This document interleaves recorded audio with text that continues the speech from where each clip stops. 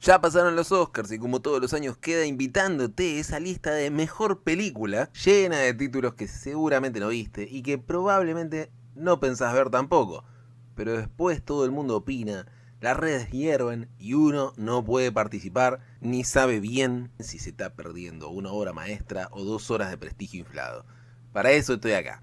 Ya que las vi, no es que te voy a evitar verlas, pero vengo a desarmar cada una para contarte qué hay realmente ahí dentro y que no te vendan humo con música épica de fondo. Eso sí, estas reseñas son con crítica y son con spoilers. No vengo a rodear la película, sino que vengo a abrirla a la mitad.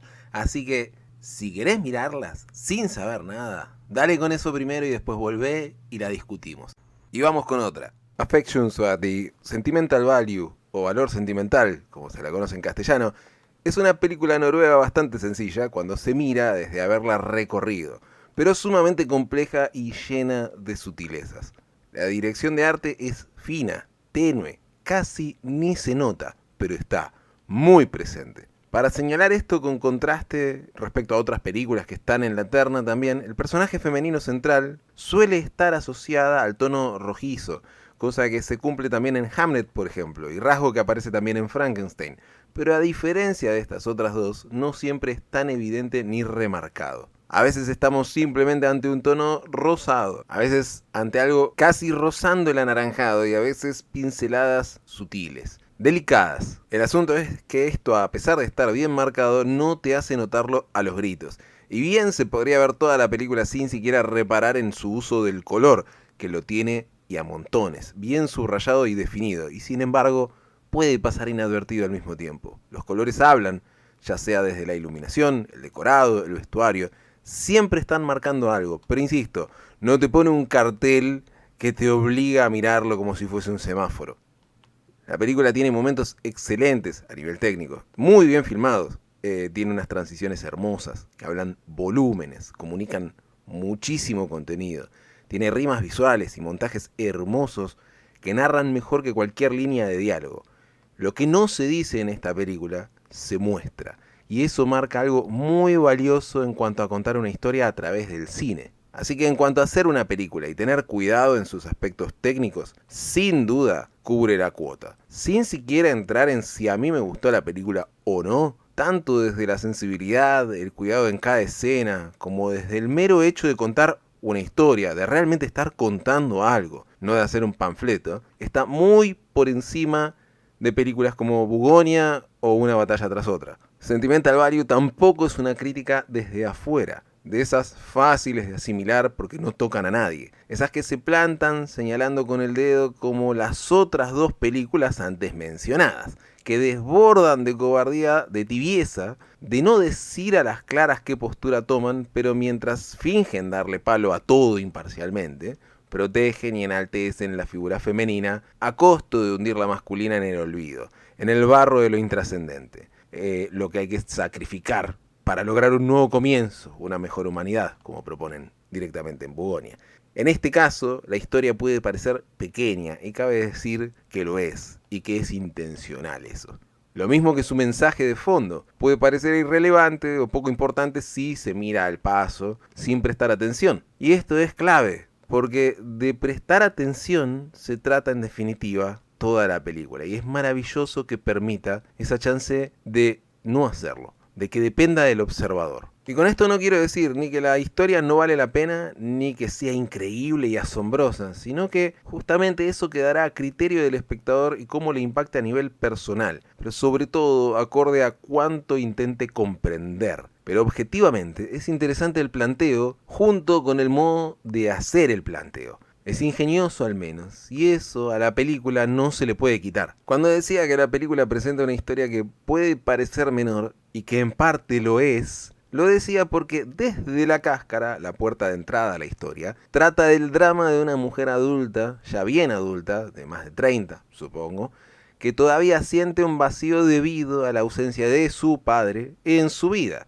luego de que éste se separara de su madre y se fuera del hogar que compartían cuando ella era más joven. Hogar que tiene, de hecho, por cierto, mucha importancia en el film. Este asunto, que sea una mujer adulta que todavía está perturbada por la ausencia de su padre, para mí ya podría tener unos cuantos puntos en contra, No solo porque es como para decirle a la tipa, dale che, dejate de joder, te estás inventando problemas que no hay, sino porque la historia gira en torno a algo que se resuelve al final de la película con una sencilla y simple conversación. Una conversación, así una charla de ella con la hermana y nada más. Eso es todo lo que hace falta. En ese sentido, las cosas no suceden de manera netamente orgánica, sino que simplemente cuando el personaje de la hija decide no negarse tan rotundamente como una infante a lo que el padre le propone, a leer el guión que él escribió para ella, todo se arregla. Y así de fácil como era arreglar las cosas es proporcional el peso dramático. Pero a la vez es perfecto que sea así. Porque de hecho la película está diseñada para sentir eso y para trasladarse a ese lugar. Y quizás sea el punto que inquieta un poco durante el trayecto.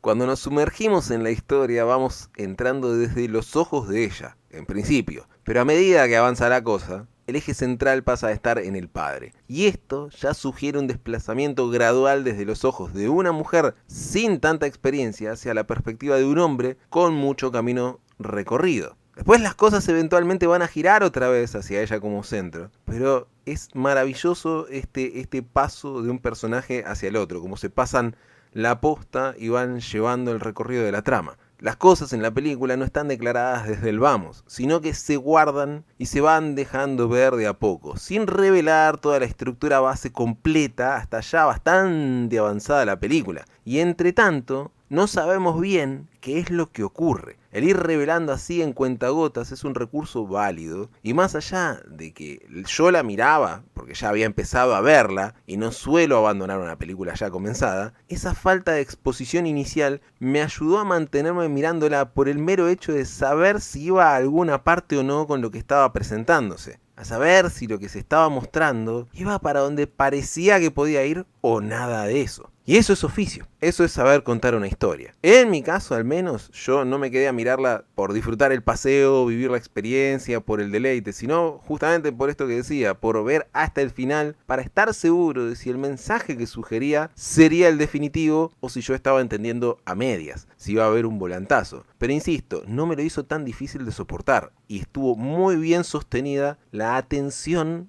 de mi parte, gracias a la película en sí, a cómo está planteada. Pero esto tiene además un agregado narrativo muy importante, y es que la película hábilmente nos introduce a la situación y los personajes, aunque no sabemos nada de ellos hasta bien avanzada la película. Es decir, a pesar de que parezca que tenemos un montón de información sobre ellos desde el vamos, y esto se mantiene así, no tenemos ni la menor idea hasta bastante avanzada la cosa.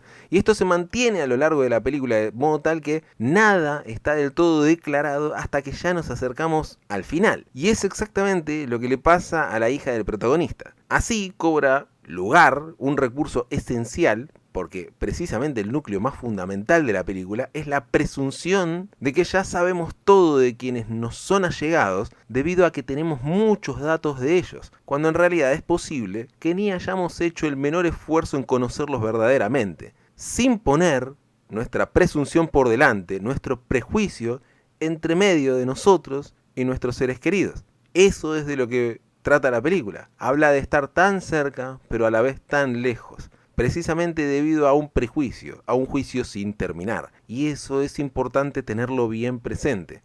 El personaje femenino principal es una joven actriz, hija de un director, que lo acusa, o sea, ella a él, de no conocerlas ni a ella ni a su hermana por no haber estado presente en la vida de ellas luego de separarse de la madre de ambas.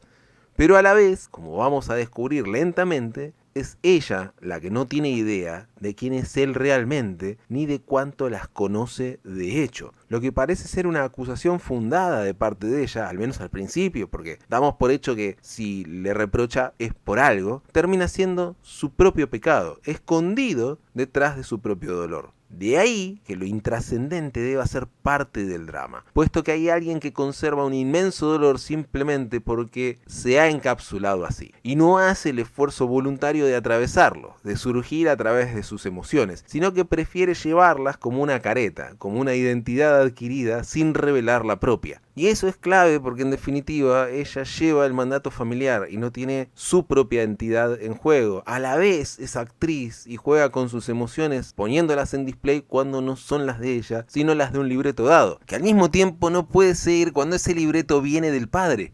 Es maravilloso el juego que hace la película. Más allá de lindos momentos visuales y actuaciones naturales que permiten dejarse llevar por lo que te está contando la película, lo que le veo de positivo es esa sutileza con que se va desenvolviendo la verdad, que mientras el espectador podría especular con algún daño infligido por parte del padre o maquinar alguna cuestión que amerite tanto rechazo de parte de la hija, encima el padre está interpretado por Stellan Skarsgård, lo cual ya da para sospechar que alguna maldad le habrá hecho por los papeles que él ha hecho de villanos tan bien logrados. Pero no hay tal cosa, sino más bien un rechazo heredado de parte de su madre, de generaciones de mujeres de la familia, casi como una negación de ella a su padre obtenida por lealtad y apego a una figura materna, a figuras femeninas, convirtiendo en lealtad el continuar con el alejamiento, incluso habiendo ya fallecido la madre. Ella mantiene la máscara, la identidad que le han otorgado. Esto se ve como algo propio en la fisura que muestra la casa, marcada sobre todo en la habitación de ella, que se ve en un flashback donde ella, siendo más joven, está escribiendo indiferente, ¿sí?, a ello, y la fractura en la pared es bien visible y está acompañada por una estantería espiralada que le pasa por encima. Esa rotura en los cimientos, que alcanza la vida de ella en el último piso de la casa, marca la herida generacional. La rotura en el pasado, en los cimientos de su familia, que llega hasta ella e impacta en su cotidianeidad de manera naturalizada. La espiral conecta con etapas, pero eso, de las etapas, ya está dado en que la grieta va desde la base de la casa hasta el tope. Entonces cada piso representa una etapa, pero representa también una generación. Y la espiral no tiene tanto que ver con esas etapas,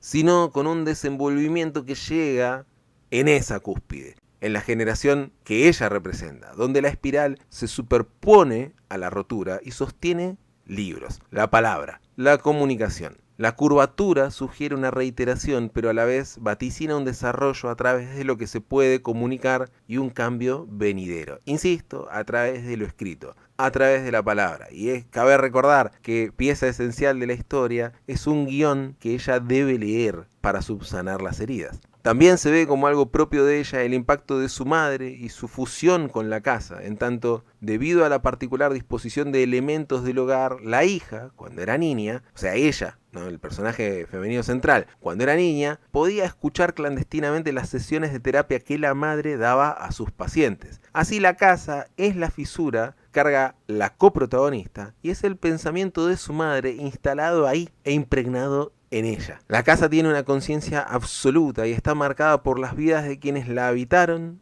y habitan la casa, que escucha todo y todo lo sabe, y a través de ese entorno vivo se representa la unidad familiar, el espacio que engloba a distintas generaciones agrupadas bajo un mismo techo, pero distanciadas por todo lo demás. La lentitud rítmica de la película permite que estas cuestiones caigan con mayor peso. Lejos de un uso de la lentitud caprichoso, el sinsentido obtiene tanta atención como suele pedir el egocentrismo sin sentido, debido a esta lentitud, que remarca la carencia y cómo esta necesidad de atención no tiene nada que ofrecer. Y de ahí que muchas veces ese trazo, que parece ni moverse, remarca y agranda ese vacío, la carencia de motivos precisamente. Puede que se les vaya un poco la mano de todas maneras con lo pausado del paso. Esto ya queda un gusto de cada quien, pero tiene un sentido. Y sí voy a separar que una cosa es la lentitud y otra es la extensión ya pasada del efecto necesario. Pero termino de decir eso y me veo obligado a caer en círculo en que aquello que quizás parece innecesario, termina siendo fundamental para el retrato fiel del hacerse un problema donde no lo había. Pero quizás es que en realidad ocurren ambas cosas en la película, el acierto y el exceso.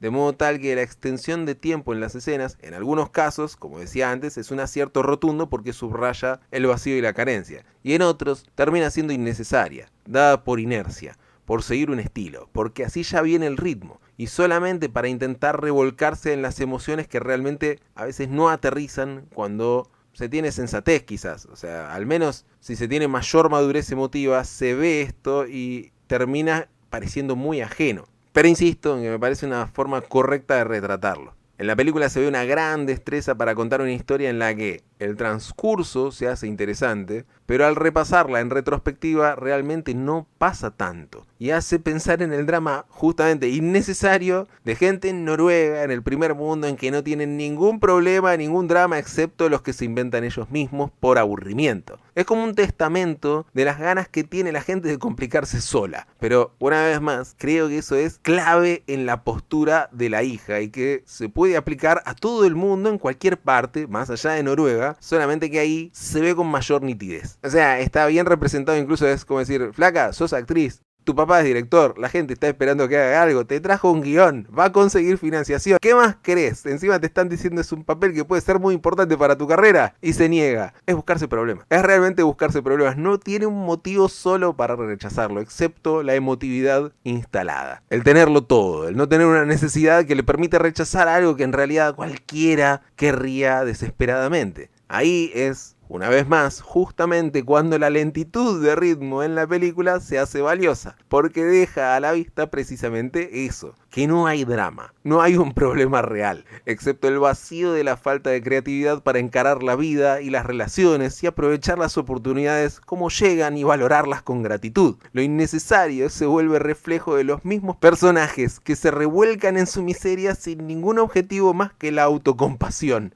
Y es justamente un acto de voluntad creativa lo que pone fin al círculo que no llevaba a ninguna parte, como suele serlo de hecho en la vida real también. Creo que si bien hay momentos en que la pausa se convierte en demora, en círculo termino diciendo que hay muchos momentos en que amplifica el peso de lo que no tiene sentido dentro de las vidas de estos personajes. Así que si tengo que elegir si es innecesario o maravilloso, voto por maravilloso.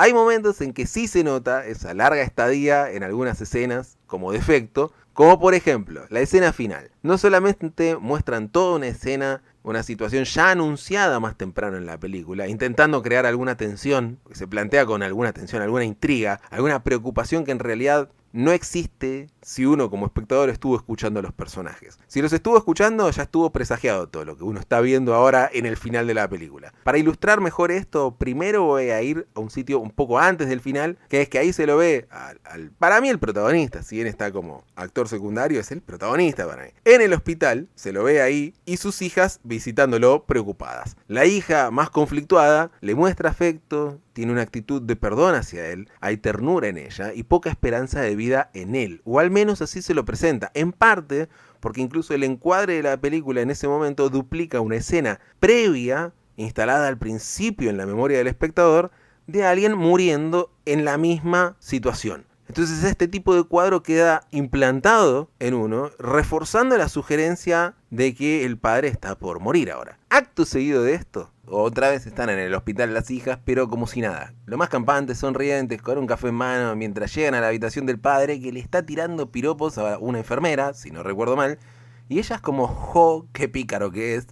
Y parece que no pasa nada, pero repentinamente se ve que están remodelando la casa donde transcurre la película, cosa que ya se había hecho o se había visto cuando el protagonista, cuando Stellan Skarsgård había heredado la casa luego de la muerte de sus antecesores, dando un indicio más de que las cosas han cambiado de manera drástica, casi como si estuviesen demoliendo partes de la casa, creando el halo de que él ha muerto y ha sido heredada finalmente. Pero así como viene la cosa, la siguiente escena comienza con la hija de él, ¿sí? la que es actriz, y el hijo de la hermana de ella, o sea, su sobrino, en un contexto en que ella actúa como si fuese la madre. Y ya con eso es obvio que está actuando, que está haciendo un papel en una película, que es la película que el padre mencionó, está llevando adelante la escena que se describió en un momento previo a la película. Y esto significa que no pasó nada grave, que seguramente está el papá ahí dirigiendo detrás de las cámaras. Y quizás podría haber quedado en un final ambiguo, sin explicarse, de modo que, si el espectador no estuvo poniendo atención a lo que pronosticaba abiertamente el personaje de Stellan Skarsgård, podría quedar uno con la dudosa idea, con la cosa ahí como picando de qué pasó realmente, pero sería clara para el resto de la audiencia. Y esto habría tenido más coherencia aún con el planteo de la película sobre escuchar, sobre prestar atención.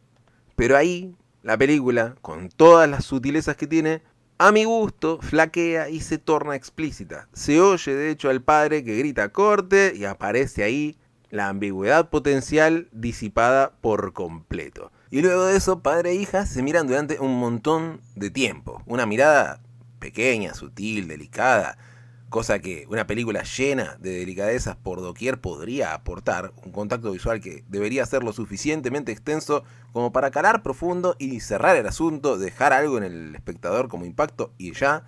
En vez de eso dura varios planos de ida y vuelta entre la mirada de él y la de ella, la de él y la de ella, la de él sosteniendo el orgullo cómplice en su cara y la de ella liberada, ahora con sus emociones a flor de piel y no solamente volcadas en la actuación, sosteniendo la misma emoción alegre de paz con él, de reconciliación, generando, no obstante, una especie de incomodidad en cuanto a, bueno, ¿y van a cambiar la cara al menos? ¿Qué hacen ahora? ¿Se quedan así mirándose todo el día? ¿Cuándo termina esto? Y no, se siguen mirando con la misma emoción todo el rato y la cámara incluso se queda mostrándolos después desde lejos. Creo que produciendo, o al menos a mi criterio, produciendo un efecto contrario a la naturalidad, quedando todo en una escena impostada que hace pensar que están actuando más que en el núcleo dramático de los personajes.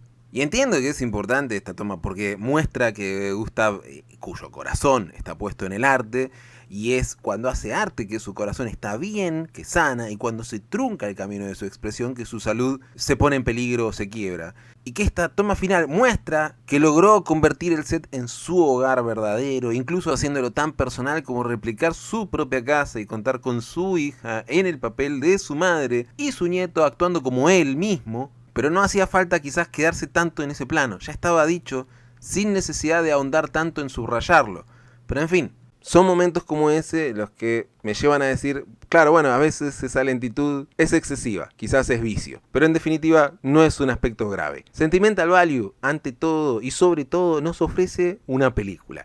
Y no pretende predicar con estupideces ni pasarse de lista. Hay una delicada y fina reivindicación de la figura paterna. Diría más, de una paciente y estoica figura paterna. Y ahí, el ritmo pausado vuelve a tener peso en cuanto a transmitir ese mismo paso del tiempo que el tipo debe tolerar hasta que las hijas se dignan a escucharlo. Quizás esa pausa, como modo de transmitir la paciencia que requiere, no sea intencional, pero encaja, y si se lo puedo ver, prefiero valorarlo. Prefiero pensar que fue intencional y que encaja perfectamente con la tolerancia que el personaje debe tener a la hija. De lo que no tengo dudas es de su peso en la revalorización de la figura masculina, como decía recién.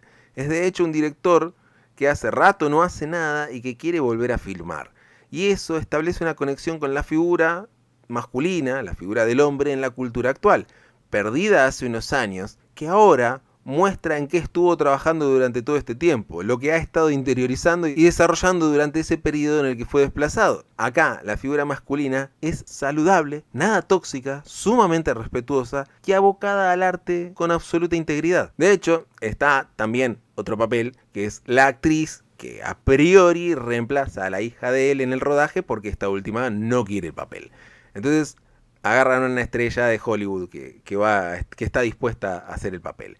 Él tiene momentos de verdadera intimidad con ella, con la estrella de cine. Y es nada creepy, ni se aprovecha, ni nada parecido, sino que es todo un caballero, es un duque. En general es un personaje presentado de manera que resulta difícil imaginar llevarse mal con él. Incluso en esto aumenta el hecho de que Stellan Skarsgård interprete este papel, tipo que es aborrecible en tantas interpretaciones que ha hecho, y que justamente en esta película, con todo lo que el tipo carga en su mochila como villano, sin embargo, acá es imposible verlo como tal. Y con esto la película subraya y casi deja de soslayo la idea de que la madre de las hijas estaba bastante loca para que él se fuera. De hecho, lo que se da a entender de ella es a través de un comentario de él que dice, en un momento al principio, dice riendo, ella siempre tenía razón, jejeje. Y nadie lo contradice. Y ya con eso nos pinta el retrato de una necia de esas con las que no hay razón que valga contra sus prejuicios o presunción de conocimiento, y mejor dejarla tener razón porque realmente no hay nada productivo en tratar de corregirle el error. Él no pinta un tipo problemático y tiene que haber sido una tipa insufrible para fastidiarlo tanto como para que se vaya de su hogar y se aleje de sus hijas, a las que evidentemente siempre les tuvo cariño, cosa que a las claras nunca se muestra que haya sido la intención de él abandonarlas, ni se sugiere que las abandonó por negligente, ni nada por el estilo. La película evita incluso ese cliché de que el padre era un desastre antes y ahora busca redención, y de hecho nada que ver con eso, sino que es alguien que siempre y una vez más intenta acercarse a sus hijas a través de su trabajo, a pesar de que sabe que son pocas sus chances. Queda subrayada su renuncia en cada gesto. Por ejemplo, la casa es heredada por él y sin embargo acepta un desplazamiento de su propio sitio. Esto representa al padre que deja a las hijas libradas a los designios de la madre, y en este caso, sin esa figura materna interviniendo en medio, el padre ahora regresa a recuperar su lugar en esta historia. Esos rasgos problemáticos de la madre se ven en la hija más conflictuada, la más allegada a la madre, o al menos la que más absorbía su manera de pensar, la que contaba que podía escuchar sus sesiones de terapia escondidas, la que más carga el peso del pasado, tanto de su propia madre como el eco de la abuela paterna. Y vemos en ella a alguien que se nota dependiente y bastante sombría, diferente de su hermana y de su padre. De hecho, ella, al hacer este papel, va a expiar los demonios que tiene. Y es maravilloso que finalmente lo acepte y se muestre esa escena al final, donde interpreta un personaje que evoca a la madre de él. Sea como sea, ella representa una energía netamente horizontal, pasiva, y es lo que debe cambiar, lo que tiene que enfrentar para emerger desde atrás de la fachada. Incluso la película es clara en esto, porque comienza con una escena seguida luego del velatorio de la madre de las chicas. Si dice algo la película al final del cuento, es que la madre ha muerto, que el matriarcado ha terminado y el hombre finalmente puede regresar. El vínculo con el padre, con quien estaban algo enemistadas las hijas, finalmente se puede recomponer. Esa energía femenina arraigada a la victimización ya no es necesaria.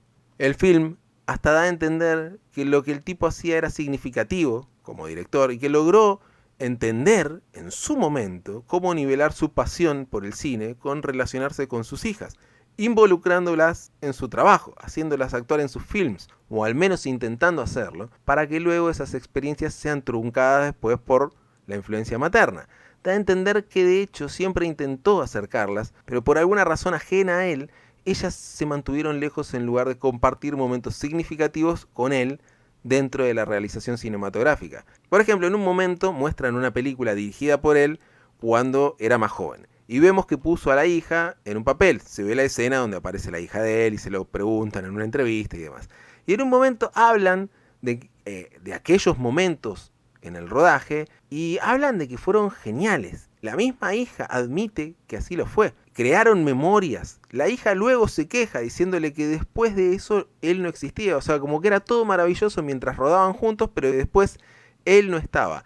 Y ahí está el chiste. Quizás él siempre intentó involucrar a su familia en el trabajo para llevarlas cerca, para compartirles vivencias, y fueron ellas las que de alguna manera se ausentaron, se negaron. Y por la edad, sin duda, eso fue intervención materna. El hecho concreto es que la película comienza con un nuevo intento de su parte, creando algo definitivo que estuvo desarrollando exclusivamente para lograr un acercamiento y un lugar compartido.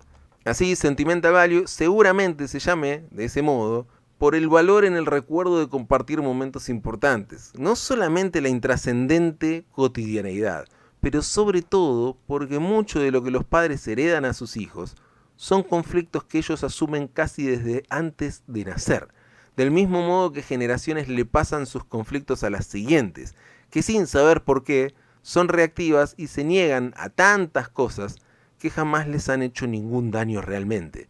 Al comienzo conocemos a la hija del protagonista como una actriz, vemos sus tensiones internas y sus máscaras, pero sobre todo durante la obra de teatro en la que está por salir, a donde va a decir ante todo escucha o escuchar, y esa va a ser la clave, porque es la clave de la película, escuchar, prestar atención.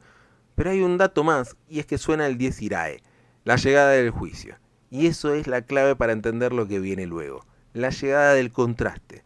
el momento de madurar finalmente aquellas cosas que no tenían forma final ni podían discernirse claramente. Es el momento de inflexión en el que el prejuicio morirá y dará lugar al verdadero juicio, a la verdadera capacidad de juzgar como corresponde.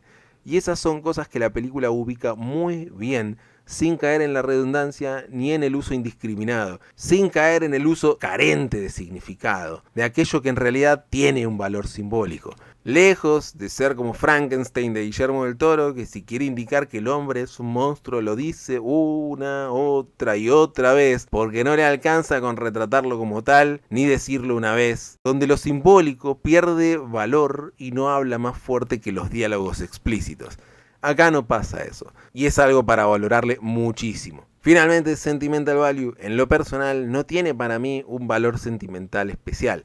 No me la quedaré como una gran película ni nada similar, pero eso ya pasa por preferencia particular de temas, ya que indudablemente tiene cosas muy buenas, excelentes, diría, y otras tantas salidas de la galera o directamente fallidas quizás, como situaciones demasiado explicadas por una voz en off que desborda al comienzo, y me hizo acordar a Amélie por un momento, y eso nunca es bueno. Escenas que parecen quizás incompletas por momentos, y repentinas, sin conexión con la anterior, pero tiene cosas muy bien planteadas y muy bien logradas que hacen que valga la pena. Incluso permite la sospecha de que aquellas cosas salidas de la galera aparentemente, como que luego de la escena donde el padre parece a punto de morir, ellas están tomándose un café como si nada, sean momentos útiles solamente para mantener la atención del espectador al menos, o jugar con su prejuicio para dar vuelta a las expectativas luego. Esto a veces queda perfecto, dando a entender que justamente no había ningún problema real, mostrando lo impostado de algunos conflictos humanos que se sostienen solo por necedad, mientras de fondo esto sirve para subrayar una enemistad que las mujeres suelen tener con el hombre sin ningún motivo de gravedad, sino simplemente por un apego emotivo a la vivencia de otras mujeres, de otras generaciones, y no a la vivencia directa, a la propia, que queda truncada por negarse a escuchar razón. Quiero creer que esa es la intención puesta en el film, y si es así, entonces la sutileza con la que se maneja es monumental y digna de referencia. Pero igual, insisto, esto no quita lo excesivamente extensa de la mirada entre ellos al final. Así que acepto que no es perfecta y quizás abusan de algún recurso que otro, y nada más, no es cosa grave. No obstante, vuelvo en círculo a decir que para mí tiene mucho a favor todo esto, sobre todo como apuesta, arriesgando a que esto va a tener un impacto o que va a ser acorde a lo que se está narrando, sin importar el complacer a una audiencia que quiera todo ya y fácil y que no tolere contemplar las cosas con detenimiento, sino ofreciéndole algo que requiere masticarlo y masticarlo hasta poder digerirlo bien. Así que tiene sus cosas a favor y tiene sus cosas en contra, pero es una película, no un mero intento de película, y elude además la moralina política y las tendencias forzadas para hablar de algo más trascendente y constante en la condición humana, cosa que hoy ya es muchísimo pedirle a una película, muchísimo decir de cualquier producto audiovisual, sobre todo uno nominado a los Oscars. Lejos de todas esas patrañas habituales, Sentimental Value termina centrándose en los sentimientos y los vínculos cercanos. ¿Y qué tanto ponemos esfuerzo en conocer a quienes tenemos al lado? O sin darnos cuenta, siempre nos mantenemos en prejuicios sin contrastar. Quizás la misma experiencia de ver la película contiene un valor muy coherente con la propuesta, ya que si se la mira superficialmente, se puede caer en la adoración o el rechazo, pero no por mérito de la película, sino por no saber prestar atención, por no atender a su mensaje, por creer conocerla sin haberle puesto la concentración necesaria. Y esto es como perdemos vínculo con lo que tenemos delante, con la realidad misma, ya que los errores no constituyen un verdadero obrar mal. Lo único que se puede hacer mal, lo único que podemos hacer mal, es no escuchar cuando todavía hace falta comprender. Hasta acá llego en la reseña, espero que te haya valido el rato si la escuchaste, y si es así, seguimos en la próxima.